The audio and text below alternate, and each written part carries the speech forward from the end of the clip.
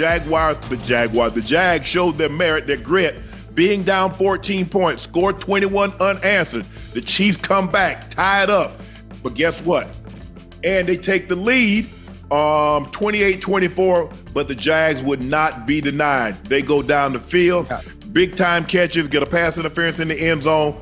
They score, and they take a close ball game, a very entertaining, a very great ball game, 31-28. Ocho, let's go with the Jags first. Trevor Lawrence, 18 of 25, 221, one touchdown. But it was his legs tonight. It seems like to me, Liam Cohen said, look, when they come with pressure, and they will bring pressure, a lot on third down, don't even worry about trying to complete a pass down the field. Right. Get up out of there. And that's what he did tonight. I thought they played well, and when the defense needed to make a play, they made a play. Take off. Yeah. Hey, the Jags look really good. Obviously, Spags loves to bring pressure, to cause confusion, to get the quarterback to rush his process, obviously resulting in sacks. But listen, Trevor Lawrence said, not today, not on my watch. He killed him with it. He killed him with his legs, obviously known for his arm and his other intangibles. But tonight he used his legs to win. Travis Hunter, they need to get him involved in the offense much more. You saw him make a huge play that changed the trajectory of that offensive series, which led to them scoring. Brian Thomas Jr. played well. Travis Etienne, I know what he did running the ball, but picking up some of the blitzes that he did to be able to allow Trevor Lawrence to make some of the throws that he made. Hey, plays like that will keep a running back on the field all three downs. He played phenomenal football as well. Defensively, the Jags played well as well. So, I mean, it was a really good game. I thought the turnovers would have hurt them because I tweeted it during the game. Every time they turned the ball over, the goddamn Chiefs capitalized on it, especially on the goal line where Trevor Lawrence tried to reach over and Nick Bolton punched it out. He punched it out right away. Listen, defensively, that goddamn interception, that 99 interception by Lloyd, flipped the game. That was nice. Yeah, what you have to understand, Ocho, he's following Mahomes' eyes.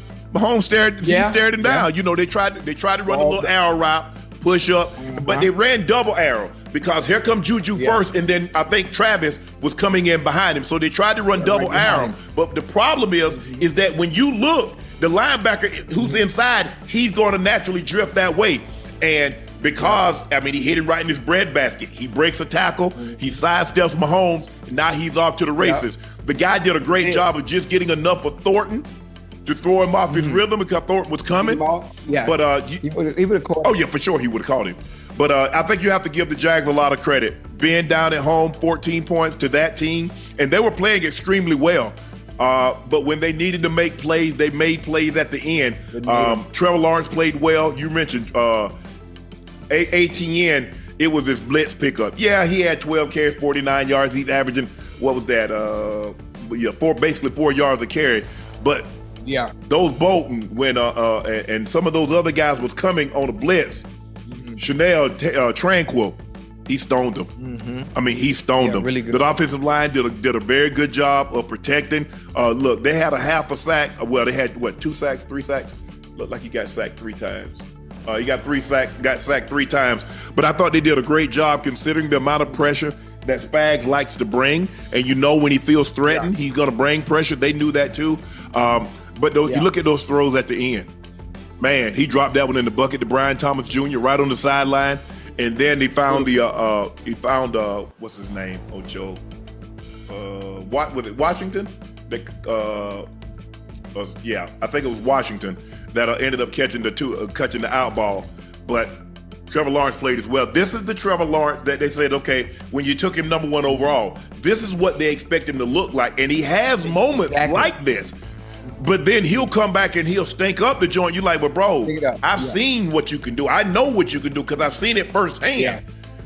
What happened? The problem is, what we saw tonight from Trevor Lawrence, what we saw tonight collectively for the Jaguars, this is not the Jaguars of old. This is a new team. What we saw tonight is a different type of Jaguars offense. I don't think they've beaten the Chiefs. I'm not sure. It's been a very, very long time. Since 09. So normally a team like this, the old Jaguar team, they would have folded. They would have folded like lawn chairs, but they continue to fight despite being down, and they fought their way back.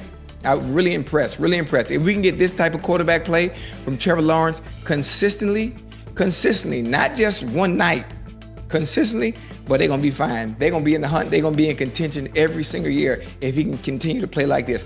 But minimize the goddamn turnovers. He had two tonight, and they were able to survive them. I mean, right there at the goal line, he fumbled that one and he threw a pick when they had a lead. So he has to be very, very careful with that. The Jags' past 4 games have been decided by a total of 18 points. They're 3-1 in those games, winning 3 straight. The Jags are now 4-1 with 2 home games coming up: the Seahawks and the Rams. Both of those teams have quarterbacks that can throw the football. Both of those teams have receivers that can go get the ball. You look at the Rams, you talk about Puka Nacua, you talk about Devontae Adams. They can go get it. We know Seattle. You see Sam Darnold with JSN. Man, they got guys that can go get the football. So would I be surprised if we see both of those games end up something like this, Ocho? No, I would not. Absolutely. No, I absolutely would not. But the Jags were very, very impressive tonight. And Duval, y'all should stand up because y'all got the makings of a very good team. Liam Cohen has done an unbelievable job guiding Trevor Lawrence. Trevor Lawrence has always had the ability.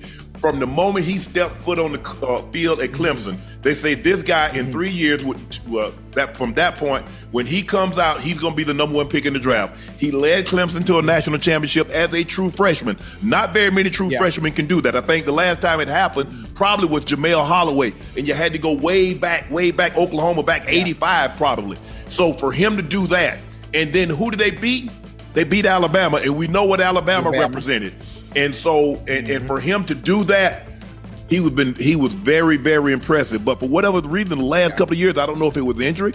Now, I think the first year, Urban Meyer was his coach, and I don't think that was the best situation. He wasn't set up for success in that situation. But now, Liam Cohen, and we saw what Cohen has done with Baker. 2 years with Baker, and you see what Baker has become. Now, Baker is still on that. He's still rising, even though Liam left. But we saw what he become under Liam Cohen. So this offense is very quarterback friendly. They got receivers. They got guys that can go get the ball. I agree with you right now. Until Travis refined his skill, look, they don't run him really on nothing but spots.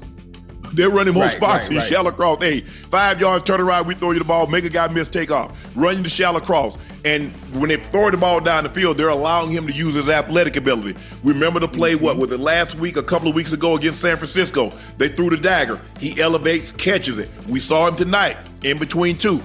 So until he refines his route running ability, this is what you're going to have to do. Try to find ways to create, get him in space, and let him use his athleticism until he understands how to consistently run the route tree. Because these guys that play DB, they're really good.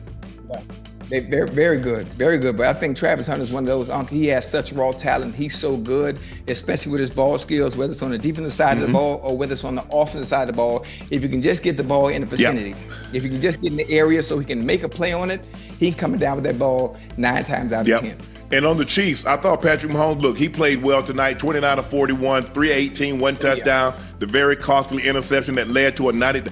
The one thing that you don't want to have happen, you don't want to give up points on your possession. So in other words, you don't want to have a scoop and score. You don't want to have a pick 6 because now you know what I'm saying? That's not what you're built to do. Your defense is not on the field. We understand. Defensively, they're going to score. Look, these teams are really good. So for you to shut a team out, it's probably not going to happen. But the last thing we want to do is give up points while our offense is on the field.